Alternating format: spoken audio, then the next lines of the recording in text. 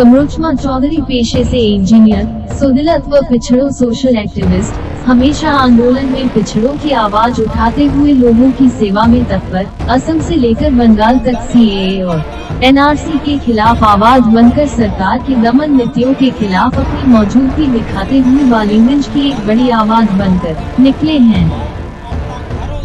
निकलने का नहीं देने का मेरा लड़ाई वहां से शुरू नहीं हुआ। मैंने पॉलिटिक्स ज्वाइन किया 1986 में। 1986 में जब बंगाली खदाई आंदोलन हो रहा था असम में, उस आंदोलन में हमने अपना छात्र जीवन का शुरुआत किया था, छात्र राजनीति में। लेकिन कभी भी निर्वाचन में मैं कभी भी हिस्सा नहीं लिया, क्योंकि मैं समझता था पॉलिटिक्स में निर्वाचन ही सब कुछ नहीं होता है। लोगों का बीच में रहकर लोगों का समस्या को समझना, ये सबसे बड़ा अहम चीज है। अरे चुनाव लड़ना मैंने क्यों फैसला किया इस बार? इतना साल तक मैंने चुनाव में क्यों नहीं आया?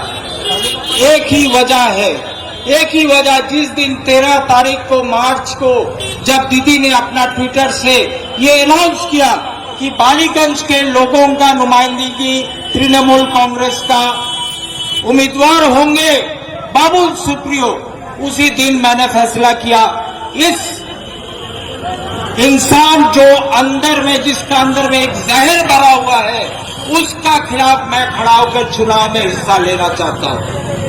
लोगों के पास में जाना चाहता हूं, लोगों को यह समझाना है कि आज का निर्वाचन बाबुल सुप्रियो जीत जाए या हार जाए, तृणमूल कांग्रेस का सरकार ना तो गिर रही है, ना तो वो बीजेपी का सरकार आ रही है। फर्क क्या पड़ेगा कि आज अगर बाबुल सुप्रियो यहां से जीत गया तो आइंदा हम सब आपके साथ में मिलकर सर उठाकर सवाल पूछने का दम नहीं रखेंगे। हम लोग जो भी फैसला आएगा हाईकमांड से, उसको हम माथा नीचू कर उसको मानने के लिए मजबूर होंगे।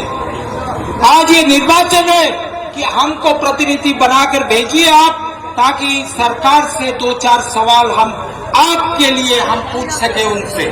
यही मेरा मकसद है कि आज इस कौम को किस कदर नीचे अपना दैनिक जिंदगी के लिए संघर्ष करना पड़ रहा है, उसका हल आपने क्या किया। बस्तियों में रोजी रोटी नहीं है, आपने क्या किया? माँ बहनों को 500 रुपया का भत्ता दिया, लेकिन लड़कों को रास्ता में छोड़ दिया, नौकरी नहीं है उनके पास में। कौन पूछेगा ये सवाल? आपने तो बोल दिया कि पकौड़ा बेचिए। ये जो मेरा भाई बेच रहा है पकौड़ा, यहाँ पे बोल रहे कि ये रोजी रोटी का साधन है। ये कोई बात हुआ? पकौड़ा बेच रहे रमजान महीना में, ये अलग बात है। लेकिन ममता बनर्जी बोलती है पकौड़ा बेचने से रोजी रोटी का साधन है। आज अगर सचर कमेटी का रिकमेंडेशन अगर पढ़ा जाए, 2006 में जब सचर कमेटी का रिपोर्ट आई, उसमें 1.9% मुसलमानों का रिप्रेजेंटेशन था सरकारी नौकरियों में, वो गिर कर आज लगभग 1% आ गया। मदरसा बोर्ड में, एजुकेशन बोर्ड में जब एडमिशन हो रहा है, मास्टरों को लिया जा रहा है उसमें, लेकिन आपका कम्युनिटी का कोई भी आदमी नहीं है वहां पे। ये क्यों हो रहा है? जब आपका वक्फ बोर्ड बन रहा है तब उसमें 13 से 13 मेंबर हो रहे हैं, तृणमूल के एमएलए लोग हो रहा है। आज वक्फ बोर्ड का संपत्ति सब नीलाम होकर हमारा हाथ से निकल गया। जब इमाम बता दिया जा रहा है, तो इमाम बता जब हमारा वक्फ बोर्ड का पैसा से दिया जा रहा है, ये प्रचार कर रहे हैं कि ये इमाम बाता सरकार दे रही है, लेकिन हकीकत में वो तो हमारा ही पैसा है। आप पॉलिटिक्स करना है तो जब मुसलमान कम्युनिटी का ये हालत है, आपने आज 11वां साल आप सरकार में है, आपने क्या किया कौम के लिए, इसका लिखा जोड़ा दीजिए।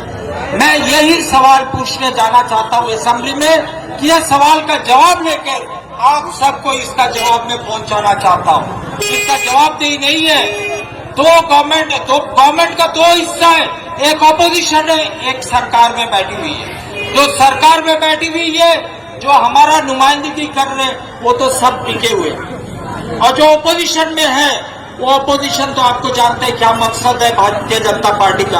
उनका मकसद यही है कि भाई किसी तरह से समाज को डिवाइड करके हिंदू मुसलमान का राजनीति कर हमको रोटी सेकना। अब इस निर्वाचन में एक और पार्टी है सीपीएम। सीपीएम का तो आपका इतिहास हमको बताना नहीं है। घर में मियाँ बीबी का झगड़ा हो रहा है तो पार्टी ऑफिस में जाकर सुलझाइए।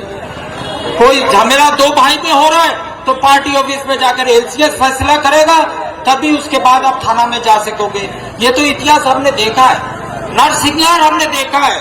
अरे साहिबाड़ी में जिस तरह से कत्ल किया इन लोगों ने, कांग्रेस का कर्मी में खून से लाल बाप को बोलता है कि माँ को बोलता है कि ये खाओ, तुमको और खाना पड़ा। यही सीपीएम पार्टी 1966 में जनसंघ, जो कि आज के डेट में बीजेपी है, उसके साथ में सरकार में थी। यही बीजेपी के साथ में सरकार बनाई थी वीपी सिंह के साथ। कौन? यही लाल पार्टी। इसलिए उनका नारा 2019 में था, क्या नारा था भाई लोग?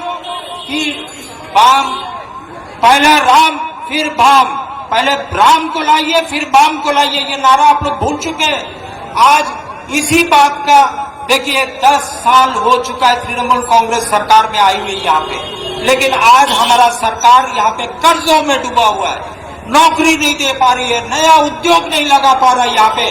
लेकिन क्या राजनीति कर रही है यहाँ पे? एक दिखावा का राजनीति कर रही है। ममता बनर्जी खुद बोले कि भैया मुसलमान तो दूध देने वाला गाय है मेरे लिए, वो तो जो बोलेंगे जब बोलेंगे वो वही काम करेंगे।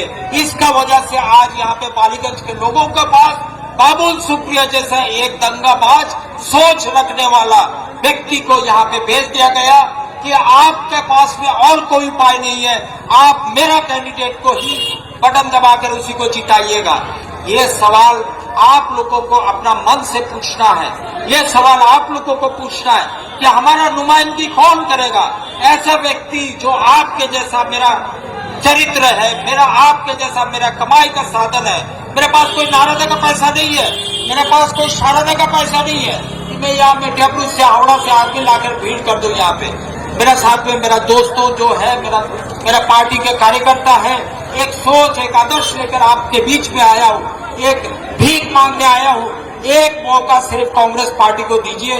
बहुत लोगों को आप लोगों ने दिया है, लेकिन आपने नतीजा भी देख लिया कि आज तक जैसा था वैसा ही है। एक बार हमको मौका दीजिए, कांग्रेस पार्टी को मौका दीजिए, क्योंकि ये कांग्रेस पार्टी का ये बंदा कभी बिकने वाला नहीं है। आज तक मेरा जमीर जब बिका नहीं है, आइंदा इंशाअल्लाह कभी बिकेगा भी नहीं। सवाल जवाब करने का मौका दीजिए, सवाल आपका होगा, जवाब सरकार का होगा। मैं जरिया होऊंगा आपके बीच में पहुंचाने का कि जवाब क्या है।